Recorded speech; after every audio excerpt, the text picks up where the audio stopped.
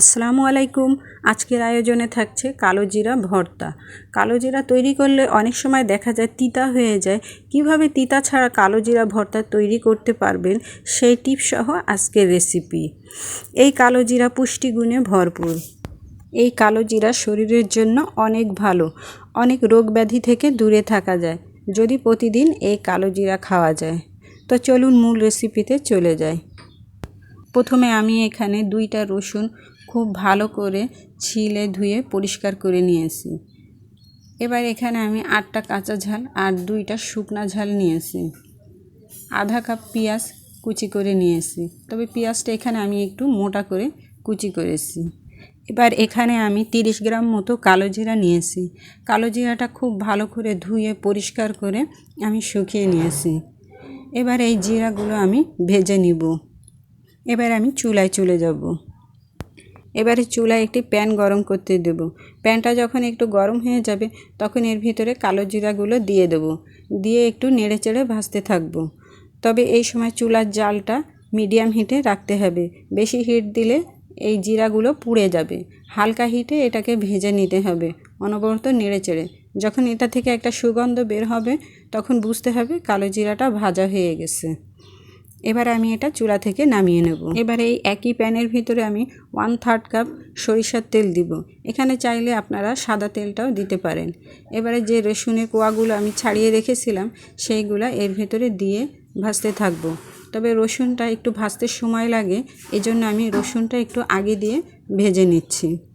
রসুনের কোয়াগুলো যখন হালকা একটু ভাজা ভাজা হবে তখন এর ভিতরে আমি কাঁচা ঝাল আর পেঁয়াজ কুচি দিয়ে দেব।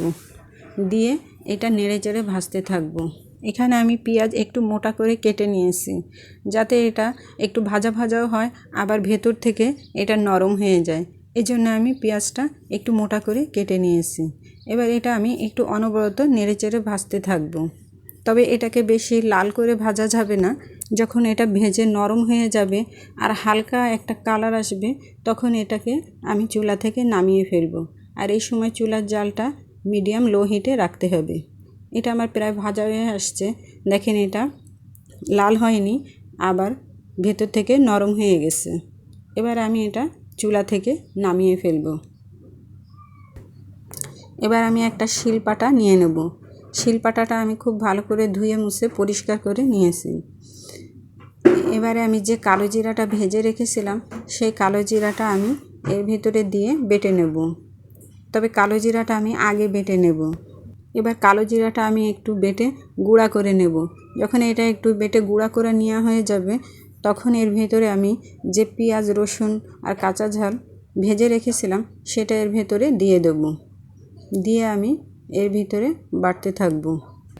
তবে আপনারা চাইলে এটা ব্লেন্ডারও বেটে নিতে পারেন।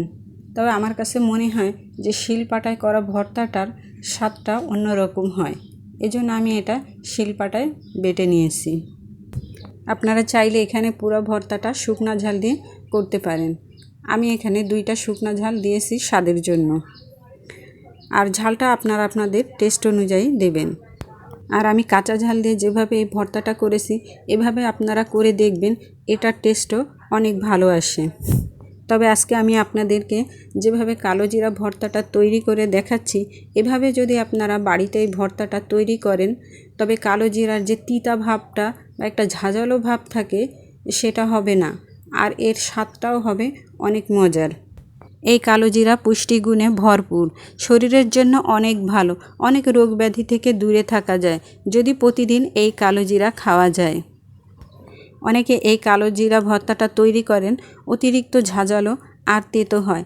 আজকে আমি আপনাদেরকে এই কালো জিরা ভর্তা যেভাবে দেখিয়েছি আমার এই নিয়ম অনুযায়ী যদি আপনারা তৈরি করেন তবে এতটুকু এর ভিতরে তেতো বা ঝাঁঝালো ভাব থাকবে না।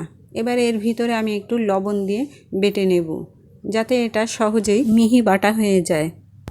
আর যে কোনো ভর্তার শিলপাটায় বেটে তৈরি করলে এর স্বাদটা যেন আরও দ্বিগুণ বেড়ে যায়।